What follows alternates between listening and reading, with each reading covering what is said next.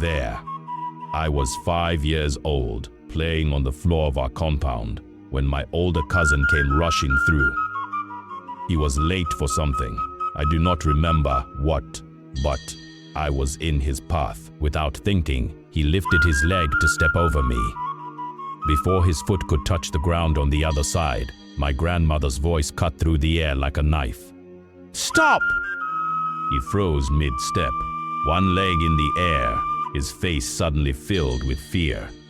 My grandmother rushed over, her face tight with concern, and made him step back.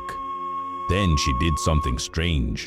She made him step over me again, but this time in reverse, backward, as if to undo what he had almost done. I did not understand it then, but I knew from the way everyone reacted that something serious had almost happened, something dangerous. You see, in Africa, there is a rule that has been passed down for generations, whispered from grandmothers to mothers, from fathers to sons. You must never step over a child. Not because it is rude, not because it is inconvenient, but because our elders say it can stop the child from growing. What did they mean? And why did they believe this so strongly?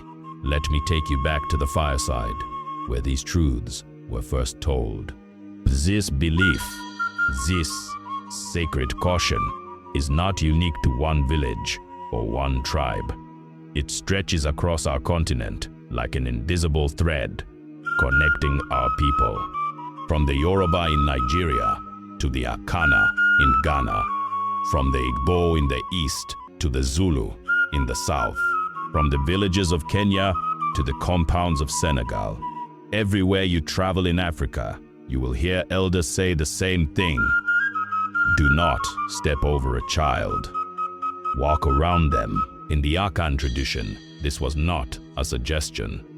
It was a law, as firm as the ground beneath our feet. If a child was sitting or lying down and you needed to pass, you walked around. You asked them to move. You waited. But you did not, under any circumstances, lift your leg and step over them. The elders enforced this strictly, not with anger, but with urgency, as if they knew something we did not, as if they could see consequences that our young eyes could not yet perceive. And when someone forgot, when a teenager or a distracted adult stepped over a child, the elders would react immediately. They would make the person step back over the child in reverse, as if to undo the spiritual harm that had been done. In traditional African life, where children were seen as blessings, as the future of the lineage, as carriers of ancestral spirits returning to the earth, protecting their growth was sacred work. And stepping over them, that was seen as interrupting something holy. But now, let me tell you why this tradition exists. There are 3 reasons, and they are woven together like threads in cloth: spiritual, cultural, and practical. First, the spiritual reason. In African spirituality, a child is not just a small human. A child is a vessel of potential. They carry within them the seeds of everything they will become: their height, their strength, their destiny, their very essence. Our elders believed that growth is not only physical, it is also spiritual. As a child's body grows, so does their spirit. And this growth must not be blocked. When you step over a child, you are crossing over their spiritual path. You are placing your energy, your weight, your shadow, your presence between them and the sky, between them and the ancestors who watch over them, between them and their full potential. It is said that this act can stunt their growth. Not immediately, not visibly, but slowly, subtly, like a plant that does not receive enough sunlight. Some elders even believed that stepping over a child could trap their spirit at that moment, preventing them from rising to their full height, their full strength, their full purpose. This is why the remedy was to step back over the child in reverse. To undo the crossing, to unblock the path, to allow the energy to flow freely again. Second, the cultural reason. Beyond the spiritual, this tradition teaches something essential about respect and awareness. When you step over a child, you are treating them as an obstacle, as something in your way, as less important than your hurry, your convenience, your destination. But in African culture, children are not obstacles, they are treasures. They are the ones who will carry our names when we are gone. They are the ones who will remember our stories, honor our ancestors, and continue the lineage. So this rule teaches adults, slow down, pay attention, see the child, acknowledge them. Value them enough to walk around them, even if it takes a few extra steps. It teaches children, too. When they see adults walking around them instead of over them, they learn that they matter, that their presence is significant, that even in their smallness, they are worthy of respect. Third, the practical reason, the side that has nothing to do with spirits and everything to do with safety and order. A child lying on the floor is vulnerable. If you step over them and lose your balance, you could fall on them. You could hurt them. Children are small, soft, still forming. An adult's full weight coming down on them could cause real harm. Also, in the old days, in compounds where many families lived together, where children played freely in open spaces, this rule created order. It taught people to be mindful of where they walked, to look down before moving forward, to respect the space that children occupied. It was a way of saying, the ground is not just yours, it belongs to all of us. And the smallest among us deserve the most care. There is a proverb among my people, and it is whispered in different forms across many African lands. Abofra, aoni manwene, ho, asemno, onamse, upanine. It means a child who knows the value of wisdom walks like an elder. What does this have to do with stepping over a child? Everything.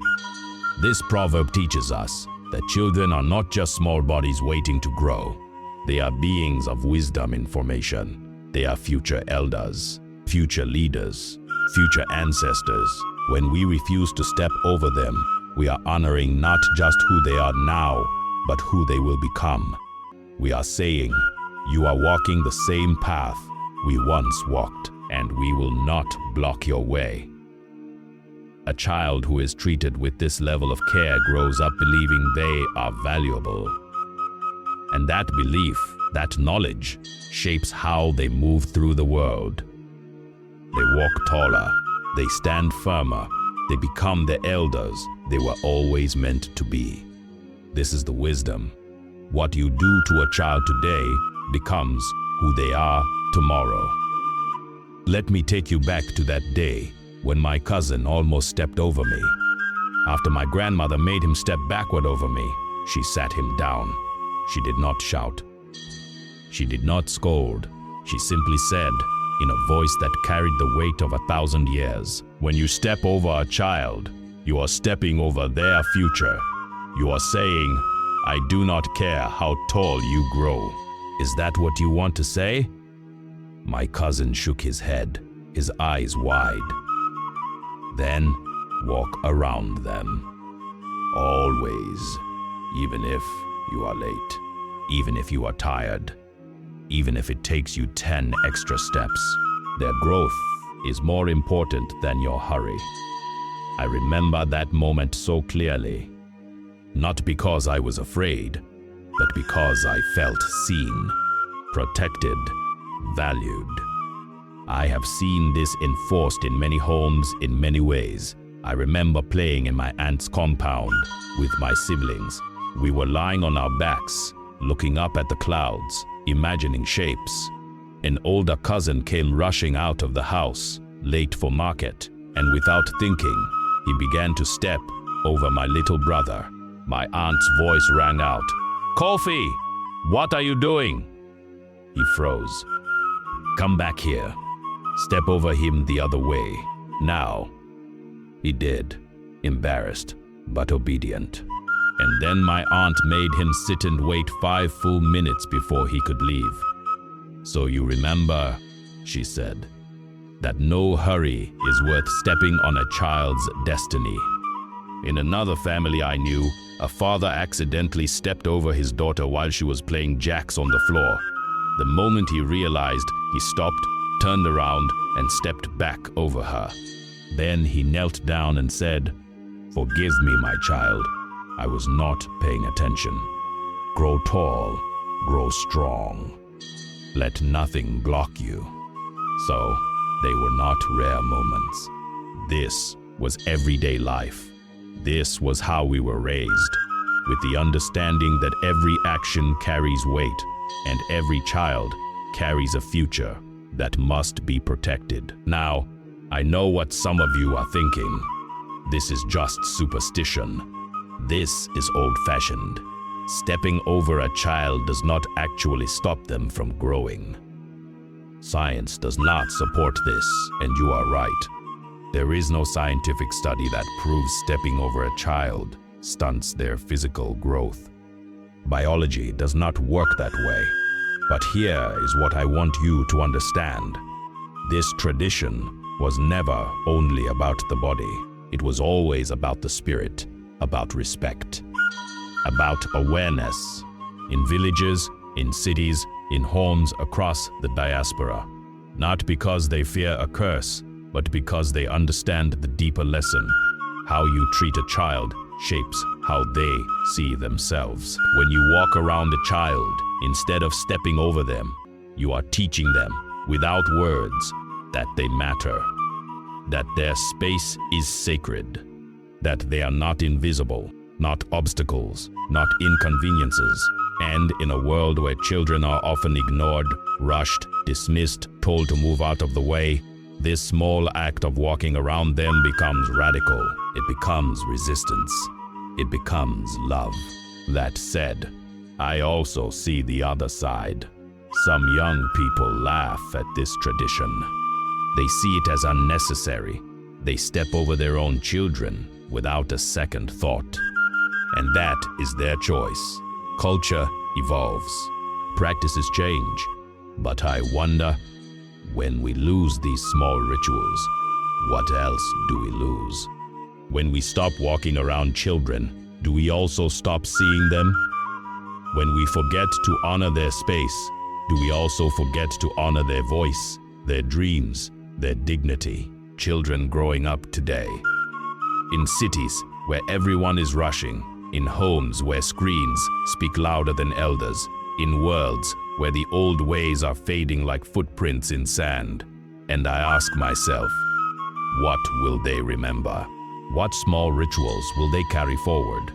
When I was a child, I knew I was loved, not just because my parents said so, but because they walked around me, because they made others walk around me, because my space, my growth, my future was treated as sacred. That belief stayed with me. It shaped how I see myself. It gave me the confidence to stand tall, to take up space, to believe that I am worthy of care and attention. This tradition, refusing to step over a child, is not about superstition. It is about intention. It is about creating a world where children know in their bones that they are valued. And in a time when so many children feel invisible, when they are stepped over, literally and metaphorically, every single day, maybe we need this tradition more than ever. Maybe we need to slow down, to look down, to see the children at our feet and choose to walk around them.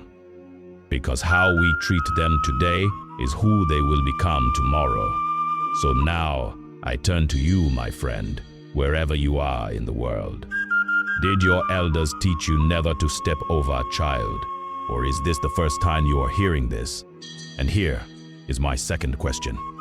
Even if you do not believe in the spiritual reasons, can you see the value in the lesson it teaches? I want to hear from you. Tell me your culture. Tell me your tribe. Tell me if your grandmother ever stopped you mid-step and made you walk around. And if this story made you think, if it reminded you of something you had forgotten, then walk with us. Follow Roots of Africa, where we sit by the fire and remember the old ways, where we honor the wisdom of our elders and pass it on to those who come after. May you always see the children in your path.